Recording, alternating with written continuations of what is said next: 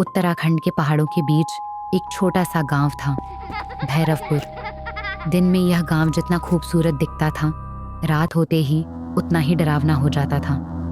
गांव से करीब 2 किलोमीटर दूर एक पुरानी सड़क थी। उस सड़क पर रात के 12 बजे के बाद कोई नहीं जाता था। गांव के लोग कहते थे, अगर आधी रात के बाद उस सड़क पर कोई तुम्हारा नाम लेकर बुलाए तो चाहे कुछ भी हो जाए, पीछे मत मुड़ना, क्योंकि जो भी पीछे मुड़ा वह कभी अपने घर वापस नहीं लौटा।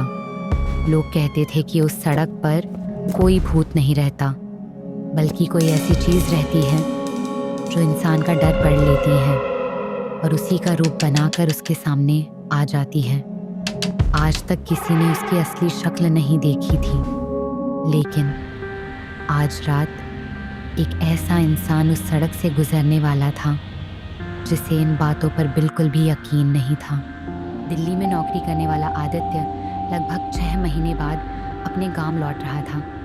उसे क्या पता था कि ये सफ़र उसकी ज़िंदगी का सबसे डरावना सफ़र बनने वाला है।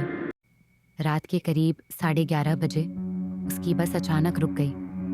ड्राइवर नीचे उतरा और सभी यात्रियों से बोला, आगे पहाड़ से पत्थर गिर गए हैं, सड़क पूरी तरह बंद है, बस अब आगे नहीं जाएगी।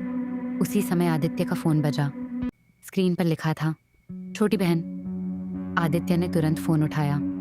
बहन रोते हुए, भैया जल्दी आ जाओ, दादाजी की तबीयत बहुत खराब है। तू रो मत, मैं बस थोड़ी देर में पहुंच रहा हूँ। फ़ोन कट गया। आदित्य ने बैग उठाया और पैदल ही गांव की तरफ चल पड़ा। उसे बिल्कुल भी अंदाज़ा नहीं था कि कुछ दूर आगे कोई उसका इंतज़ार कर रहा है। लगभग 10 मिनट चलने के बाद चारों तरफ अचानक घना कोहरा फैलने लगा। आदित्य ने अपने कदम तेज कर दिए। तभी उसे ऐसा लगा जैसे उसके पीछे भी कोई चल रहा हो। टक टक टक। जैसे ही आदित्य रुकता, वह आवाज़ भी रुक जाती। जैसे ही वह चलता, पीछे आने वाले कदम भी चलने लगते। उसने हिम्मत करके पीछे देखने की सोची, लेकिन तभी दूर से एक छोटा सा मंदिर दिखाई दिया। मंदिर के बाहर एक बूढ़ा आदमी लालटेन लेकर बैठा था। आदित्य ने राहत की सांस ली। आदित्य तेज कदमों से मंदिर की तरफ बढ़ा। मंदिर बहुत पुराना था। दीवारों पर काई जमी हुई थी और चारों तरफ सन्नाटा पसरा था। सिर्फ एक लालटेन जल रही थी। आदित्य, नमस्ते बाबा, भैरवपुर जाने का यही रास्ता है ना? रास्ता तो यही है बेटा, लेकिन आज रात ये रास्ता तुम्हारे लिए सही नहीं है। आदित्य हैरानी से, क्यों बाबा? पुजारी, आज अमावस्या है और आज रात धुंध जल्दी उतर आई है। अगर कोई तुम्हारा नाम लेकर बुलाए तो पीछे मत मुड़ना। आदित्य हल्की हंसी के साथ, बाबा ये भूत प्रेत वाली बातें मैं नहीं मानता। पुजारी गंभीर होकर, भूत से मत डरना, लेकिन उस चीज से जरूर डरना जो इंसान बनकर तुम्हारे सामने आती है। आदित्य ने मुस्कुराकर सिर हिलाया और आगे बढ़ गया। उसे लगा बाबा बस डराने की कोशिश कर रहे हैं। पीछे बैठे पुजारी ने धीरे से कहा, हे भगवान, एक और मुसाफिर। जैसे जैसे आदित्य आगे बढ़ रहा था, धुंध और भी घनी होती जा रही थी। अचानक उसे अपने पीछे किसी के चलने की आवाज़ सुनाई दी। टक टक टक। उसने कदम तेज कर दिया, लेकिन पीछे आने वाली आहट भी तेज हो गई। तभी किसी ने बहुत धीरे से उसका नाम लिया। रहस्यमयी आवाज़। आदित्य एकदम रुक गया। उसने इधर उधर देखा, दूर दूर तक कोई नहीं था। फिर वही आवाज़ आई, आदित्य बेटा। ये आवाज़ बिल्कुल उसकी माँ जैसी थी। आदित्य का दिल जोर जोर से धड़कने लगा। उसे पुजारी की बात याद आई। अमावस्या है और आज रात धुंध जल्दी उतर आई है। अगर कोई तुम्हारा नाम लेकर बुलाए तो पीछे मत मुड़ना।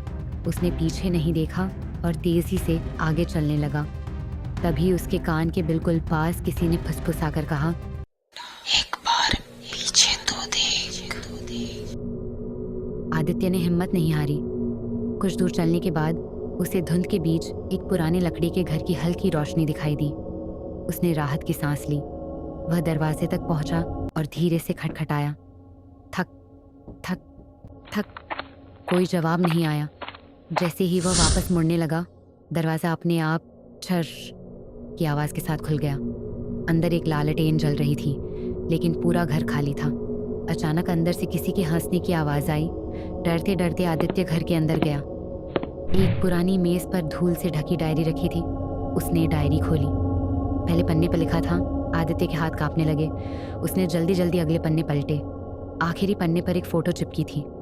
फ़ोटो देखकर उसके पैरों तले ज़मीन खिसक गई। उस फोटो में वह खुद खड़ा था, वही कपड़े, वही बैग, सब कुछ बिल्कुल वैसा ही। फोटो के नीचे सिर्फ एक लाइन लिखी थी, अगला नंबर तुम्हारा है। आदित्य घबराकर बाहर भागने लगा, लेकिन जैसे ही वह दरवाजे तक पहुंचा, धड़ाम, दरवाज़ा अपने आप बंद हो गया। उसने पूरी ताकत से दरवाज़ा खींचा, लेकिन दरवाज़ा टस से मस नहीं हुआ। तभी ऊपर वाली मंजिल से धीरे धीरे किसी के चलने की आवाज़ आने लगी। टक टक टक। आदित्य डरते हुए, कौन है वहां? कोई जवाब नहीं आया।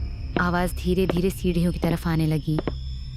टक टक टक। आदित्य ने कांपते हुए ऊपर देखा। सीढ़ियों के अंधेरे में 2 चमकती हुई लाल आंखें उसे घूर रही थीं। अगले ही पल वह साया सीढ़ियों से नीचे कूद पड़ा।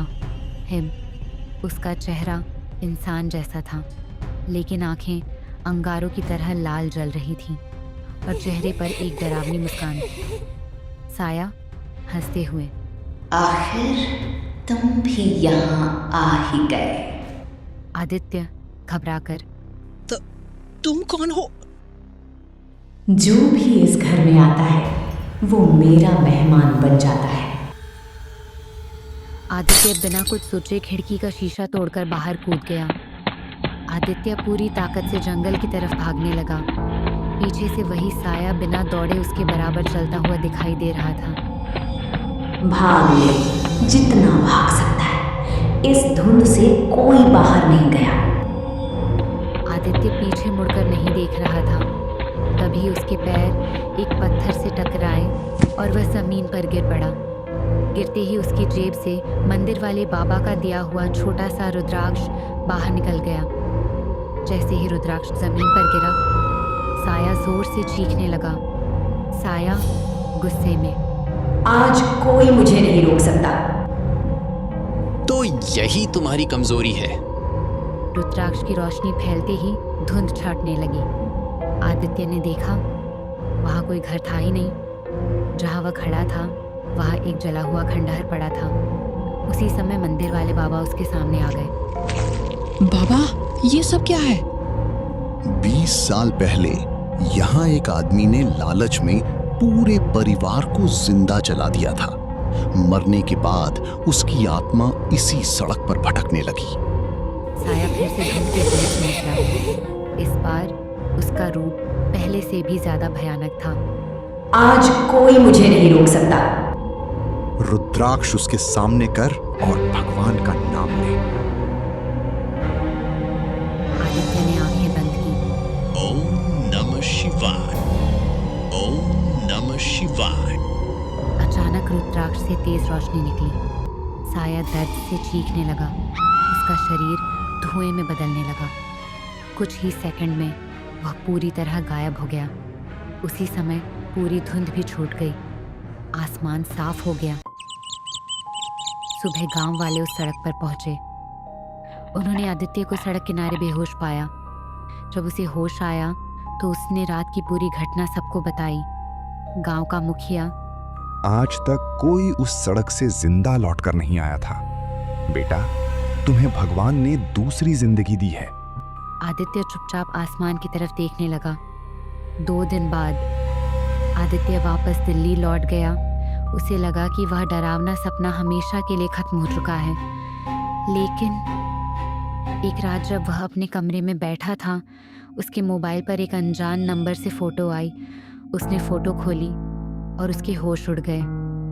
वह उसी धुंध वाली सड़क की तस्वीर थी। तस्वीर के बीचों बीच आदित्य खुद खड़ा था, लेकिन उसे याद था कि उसने वहाँ कभी फ़ोटो नहीं खिंचवाई। तभी उसके मोबाइल पर एक मैसेज आया। आदित्य के हाथ कांपने लगे। उसने घबराकर खिड़की के बाहर देखा। नीचे सड़क पर घनी सफेद धुंध फैल चुकी थी और उस धुंध के बीच 2 लाल आंखें उसे घूर रही थीं।